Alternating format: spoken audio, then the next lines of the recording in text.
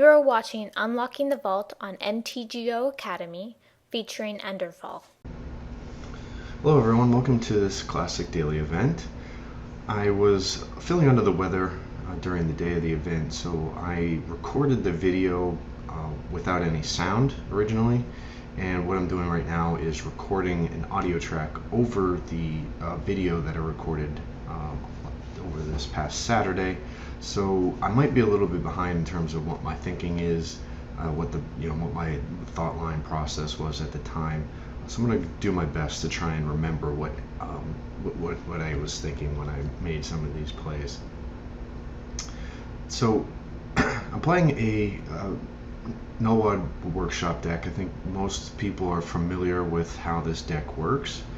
I was tinkering with a sort of a Esper or a Grixis control deck in the days leading up to the daily event, but I didn't really feel too comfortable considering that I wasn't feeling too good during the day of the event. I wasn't comfortable piloting it yet. I may take it into a daily event in the near future, but during this event I decided to take a deck that I have a little bit more experience with. So I took my Null Rod deck in, and the opening match here is against Pranayama. Pranayama played an Affinity deck to 4-0 in the previous daily event, so I was curious. Well, I shouldn't say curious. I would know that he'd also been playing Oath before that, so I knew he was on one of the two, either Affinity or Oath. And so when judging whether or not I should keep this hand, I was trying to figure out if he was on Oath, this hand would be okay, simply because I have the duplicate.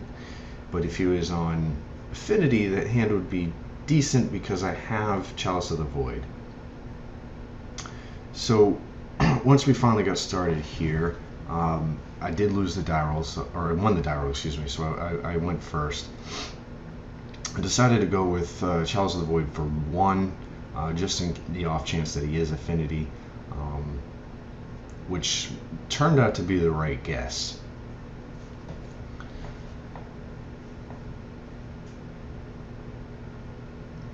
The alternative there was to lead off with Sphere of Resistance, but that if I found out that he was playing Affinity, then it limits my ability to cast Chalice of the Void on the following turn.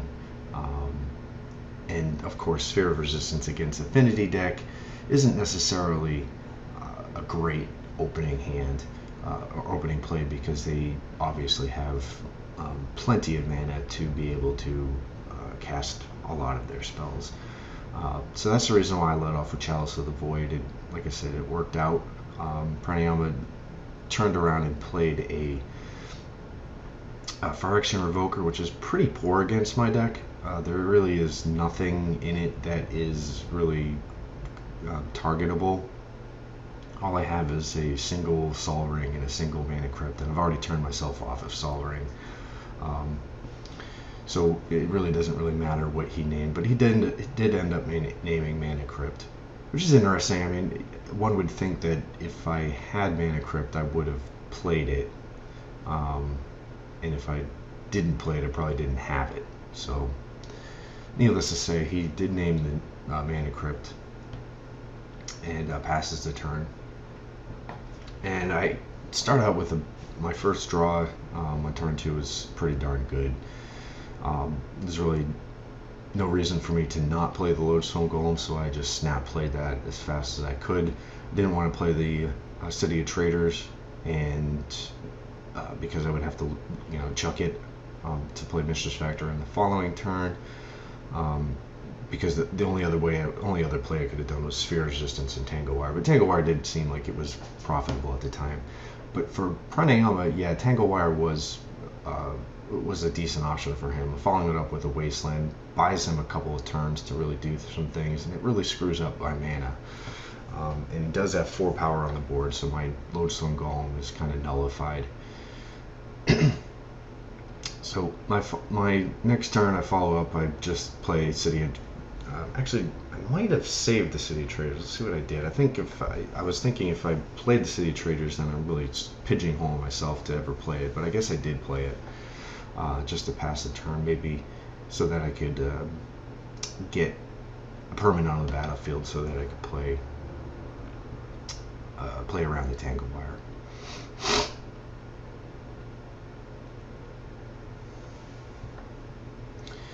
So Pranayama does something a little interesting. He attacked with both of his guys, and I didn't. Oh, that's because Lodestone Golem was untapped. Never mind. Sorry, the game is happening a little faster than I'm trying to recall what was going on.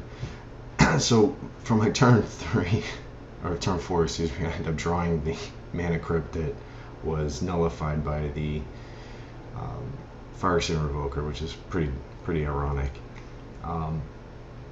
So having tapped out and having no lands to play, I just simply attack with my Lodestone Golem to try and race him. It's a race I'm willing to play right now because I can easily outrace him. Unless he draws something else. So on my turn, I really am kind of in a difficult situation here. I draw a land that doesn't tap for multiple mana, which means I can't really play anything. So again, I just attack with my Lodestone Golem, and I believe I passed the turn. There's no sense in playing the Mana Crypt, even if I was to hold up blocking with Lodestone Golem. He probably wouldn't have attacked with the Fire Extinction Revoker, and holding up Lodestone Golem really doesn't help me when I'm trying to race him at this point. So the effects of the Tangle Wire are starting to wear off. I can tap a meaningless permanent now. And drawing the Fire Extinction Revoker was pretty good. It allows me to have some flexibility to block if in the case that he drops something, some threat on the battlefield. But I'm still in a position where I'm going to try and race him. I only have to attack one more time after this turn. He has to attack 2 more times.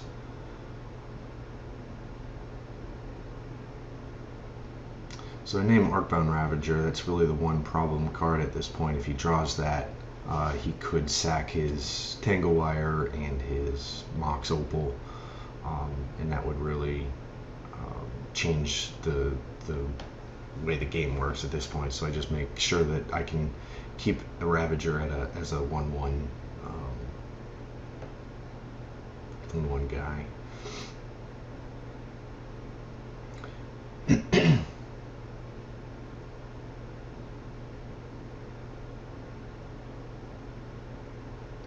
So having no thing to play, he simply passes the turn, which is fine.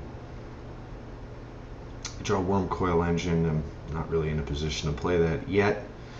I have to get rid of the Fire Extinction Revoker first.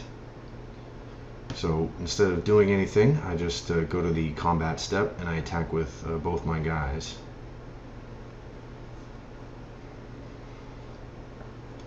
And he, as expected, double blocks my Lodestone Golem to get rid of that.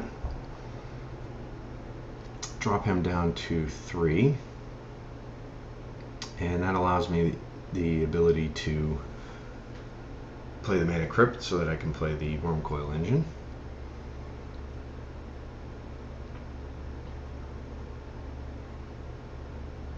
And the Wormcoil Engine will spare me from dying to my Mana Crypt. So I play the engine and I pass the turn, and I get the concession. So going into the sideboard, there are a few cards that I could add to my deck to make it better. First and foremost, I want to make sure I bring in the 3rd Null Rod. My Singleton Ratchet Bomb and Steel Hellkite are good in this matchup. Against his numerous Wasteland effects, I want to bring in Crucible of Worlds. It's another win condition. his deck is mostly consisting of creatures, and he has plenty of mana sources. So Thorn of Amethyst is quite poor. And taking out one more card, the Sphere of Resistance doesn't really do a whole lot either.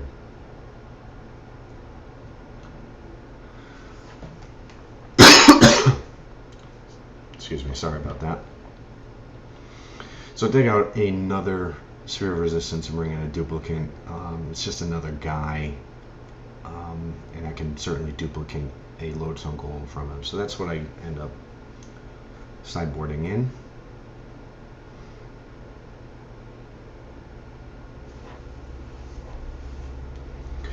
Opening hand is not great. It's going to take me 3 turns to play a Lodestone Golem, but I do have Chalice of the Void for 1 available to me. So I think I keep this hand. Maybe I don't. I'm going to do mulligan it. It wasn't really that good. It was pretty slow. And this hand is considerably better. If I don't use Wasteland, I've got turn 2 Steel Hellkite. So it's a pretty good hand. So I draw a Revoker, and I have a few options here. Obviously, I can hold back on the Mana Crypt since I'm not really in a position to use it best. But I end up just leading out with a Wasteland on his Mishra's Workshop, hoping that maybe he kept a light land light hand. It's a tongue twister. Land light hand. Land light hand.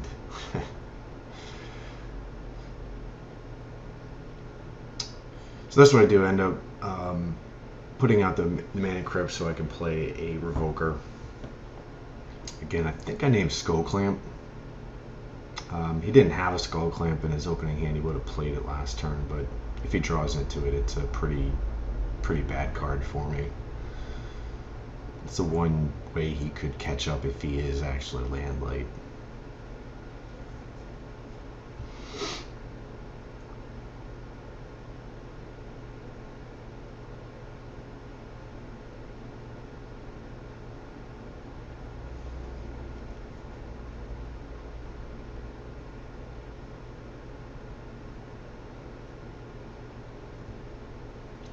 Running out the Mana Crypt is a little risky, saying that he could then turn around and play a Revoker and name it, and then I've got a coin flip to get lightning bolted every turn. But I think it was worth it in the sense that I wanted him to prevent him from playing one of his better cards against me, and that's Skull Clamp, especially when he's already got a Signal Pest on the board. Skull Clamp off of a Ancient Tomb basically is a draw 2, and then he can potentially draw into 2 additional lands if he only had 2 to begin with. So he plays a Gaia's Cradle, which is interesting because that only gives him one mana, and it really is it's something that is unfortunate for him because it probably signifies to me, or at least it signified to me, that he was behind on mana. He probably would have played something a little bit better. You usually want to use a Gaia's Cradle once you actually have some guys on the battlefield. You don't want to leave it out there subject to a wasteland. So him playing the Gaia's Cradle was an indication to me that he was pretty land light. So I end up turning around, playing another Ravager, naming Skull Clamp again. That again is the one card I'm really worried about at this point. So I swing in for 2 with Revoker, pass a turn. So I don't know if Pranayama drew the Wasteland that turn or not.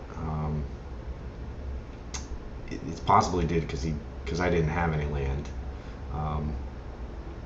Luckily, I have hit 3 lands in a row drawing, so I'm in a pretty good position from a land perspective. So I play my Tomb. Again, that's the least card that I'm really worried about. Swing in with both my Revokers and pass the turn.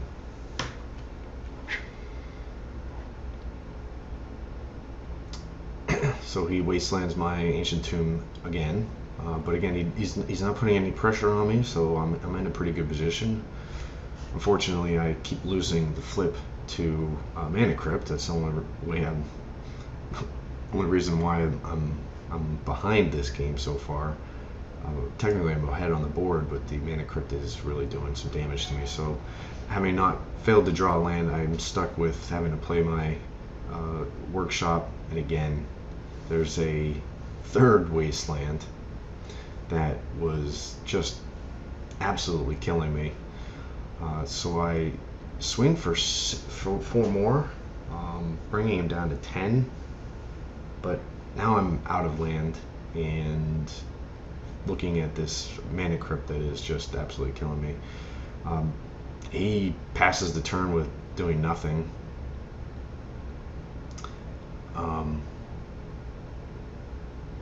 I lose another flip to Mana Crypt. I do draw a City of Traders, but that's not really the land I was looking for at that point. I could play a Metamorph, but I would have to go down to 6 in order to play it. And he finally draws a land that he needed. He needed more than 1 mana. He then plays the Ravager, follows that up with the Tangle Wire, and that pretty much locks up the game for me because I'm going to be unable to do anything. And that was pretty much the game. Tangle Wire just completely blew me out. I finally win a flip, but it's pretty irrelevant at this point. Draw another 6 casting cost creature, and that's pretty much all she wrote at this point.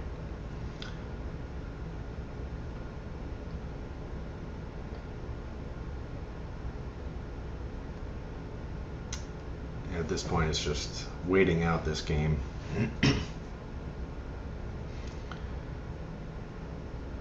So Pranayama plays a few other things. Lodestone Golem and a Mox Opal. I have to tap out again. I could have left up a creature, but at this point it really didn't matter. Whatever creature I don't attack with, he's probably just going to load up or don't block, is just going to load up a Arcbound Ravager on it. Draw another spell I can't cast.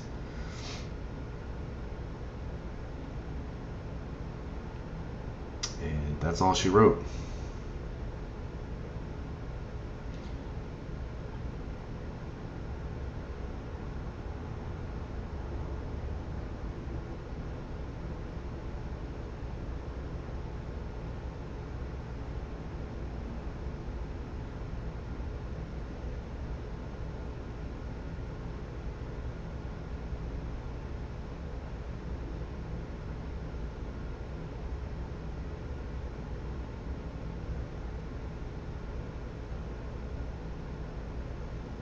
So he plays another Lodestone. I really had no chance once the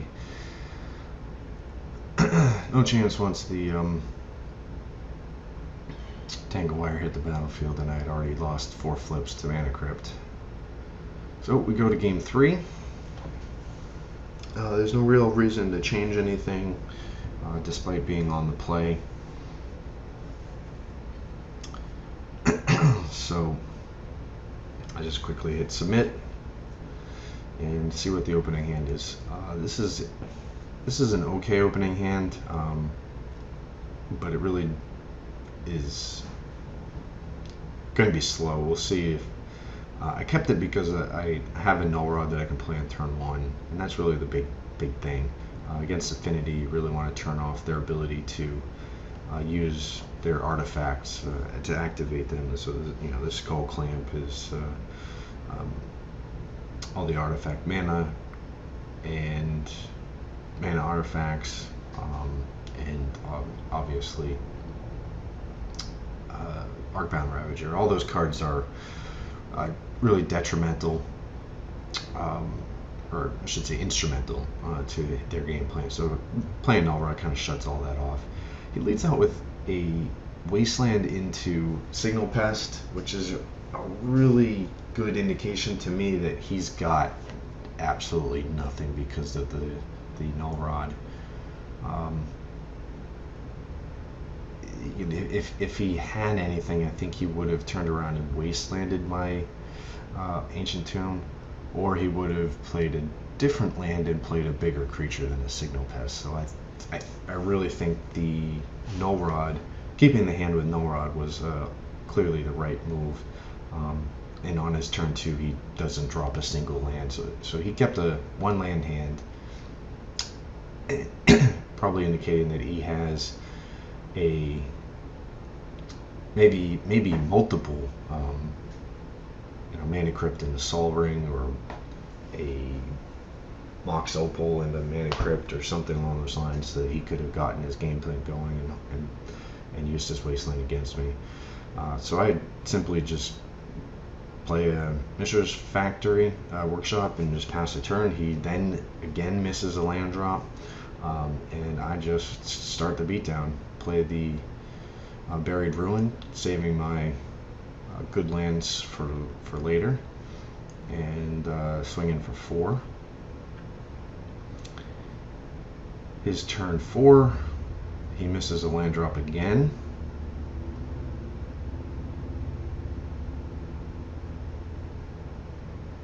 And I draw a second Null Rod.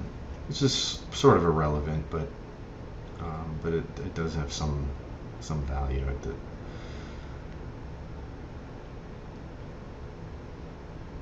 So I continue the beatdown plan, swing in for 4 again with the Factory and the Revoker, dropping him to 10. His turn 5, he misses a land drop again.